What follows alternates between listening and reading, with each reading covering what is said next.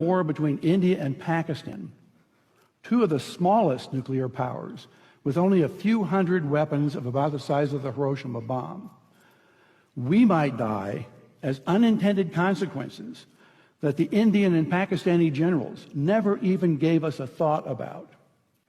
My colleagues, Luke Oman and Alan Roebuck, calculated the spread of smoke after a war between India and Pakistan.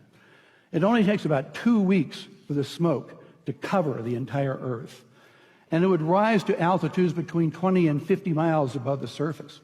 At those altitudes, it never rains. The smoke would stay there for years. This farmer may be in Europe or in the United States, but many thousands of miles from Pakistan and India, is looking at the smoky sky above him and down at the crops that have died in his field from lack of light and cold temperatures.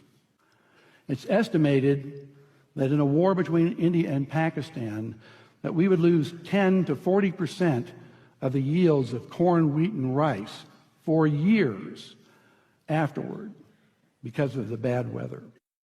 The entire world only has enough food to feed the population for 60 days unless agriculture produces more food. Ira Helfand, a member of the Nobel Peace Prize-winning International Physicians for the Prevention of Nuclear War, has estimated that 1 to 2 billion people would die after a war between India and Pakistan of starvation. And after a full-scale nuclear war, temperatures would plunge below ice age conditions. We would be in a nuclear winter. No crops would grow.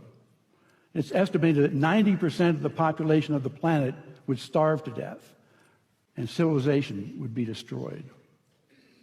And no one would be safe.